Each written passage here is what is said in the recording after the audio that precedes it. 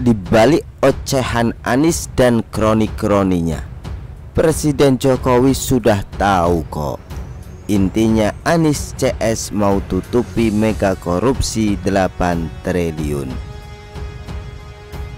Sebelumnya, saya bicara soal ketidakkompakan di kubu Anies terkait soal pemilihan cawapres antara Yusuf Kala JK yang mendukung AHY jadi cawapres dengan Surya Paloh yang mau menunggu dulu.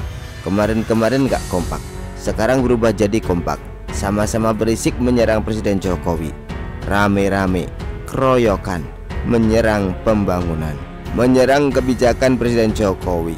Seakan-akan apa yang selama ini dilakukan oleh Presiden Jokowi itu salah besar dan tidak bermanfaat buat rakyat. Gitu kan? Oke, kita belok dulu sebentar. Sekarang saya nanya, apakah masih ada yang ingat tentang kesalahan Anies di Pelumpang ketika beberapa waktu lalu terjadi kebakaran besar di area sekitar depo Pertamina Pelumpang, Jakarta Utara? Kebakaran itu terjadi pada awal Maret lalu. Ada puluhan jiwa yang jadi korban tewas. Nama Anies mencuat karena Anies lah yang memberikan IMB kepada warga di sana untuk bisa tinggal di lahan milik Pertamina, sehingga nama Anies pun sempat jadi ngetop sebagai pihak yang paling dipersalahkan dalam tragedi itu. Saat itu Anies memilih diam, tidak ada ngomongin soal Pelumpang, bahkan mengucapkan turut berduka cita kepada para warga yang pernah dipimpin pun tidak. Yang bersuara malah relawan Anies, juru bicara Anies dan Surya Paloh. Strategi diamnya Anies ini saya kira cukup berhasil, karena setelah beberapa bulan isu kesalahan Anies di Pelumpang pun mereda dan hampir hilang.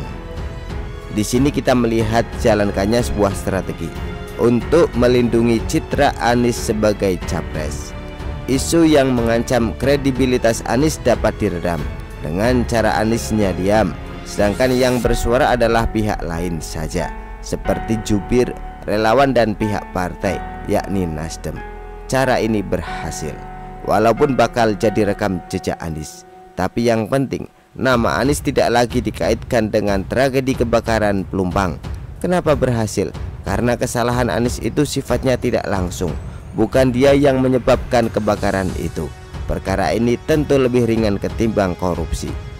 Sekarang kita kembali ke masa kini, ketika Anies dan JK kompak menyerang pembangunan jalan di era Presiden Jokowi. Tentu saja Anies memuji SBY yang katanya lebih banyak bikin jalan gratis, sementara menurut JK jalan tol hanya buat orang kaya. Para petani tidak bisa merasakan jalan bagus karena tarif tol yang mahal. Kemudian AHY juga kompak menyerang Presiden Jokowi dari segi penegakan hukum dan demokrasi. Soal perbandingan jalan itu pun jadi rame, jadi polemik. Para pendukung Presiden Jokowi juga rame-rame memberikan sanggahan. Di medsos juga rame banget. Di Siwa juga banyak bantahan terhadap klaim Anies dan JK, baik berbentuk tulisan maupun video. Para tokoh publik juga ikut memberikan bantahan, seperti Tuan Guru Bajang TGB Muhammad Zainul Majdi yang menyatakan bahwa Anies tidak menyebut soal jalan desa yang sudah dibangun Presiden Jokowi sampai lebih dari 300.000 km, dan politisi PDIP Budiman Sujatmiko yang juga menyebut soal pembangunan jalan yang masif di pedesaan oleh Presiden Jokowi. Serta terakhir ini dari pihak Kementerian PUPR yang menyebut Anies salah baca data Badan Pusat Statistik BPS. Nah, saya kira kubu Anies berhasil memancing publik untuk lebih fokus ngurusin soal perbandingan jalan ketimbang isu yang sebenarnya lebih besar dan sedang berusaha mereka tutupi atau alihkan, yakni mega korupsi 8 triliun rupiah oleh mantan Menkom Info yang juga mantan Sekjen Partai Nasdem. Ini yang mau ditutupi. Berharap efeknya nanti sama dengan soal kesalahan Anies terkait kebakaran Pelumpang, yaitu segera dilupakan oleh publik. Ini sebenarnya tujuan dari cuap-cuap yang berisik banget itu. Mereka sangat tahu bahwa apa yang sudah dikerjakan oleh Presiden Jokowi itu sudah memberikan manfaat besar buat rakyat. Lihat saja penilaian rakyat atas kinerja Presiden Jokowi, angkanya sangat tinggi, dari 70-an persen hingga 80-an persen. Artinya kemanapun Presiden Jokowi pasti akan disambut hangat oleh rakyat.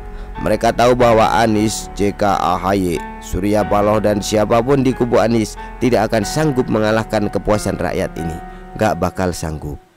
Jadi Prestasi tertinggi Presiden Jokowi ini akhirnya dijadikan alat untuk mengalihkan perhatian publik, untuk menutupi bahwa politisi Nasdem sudah jadi tersangka mega korupsi 8 triliun.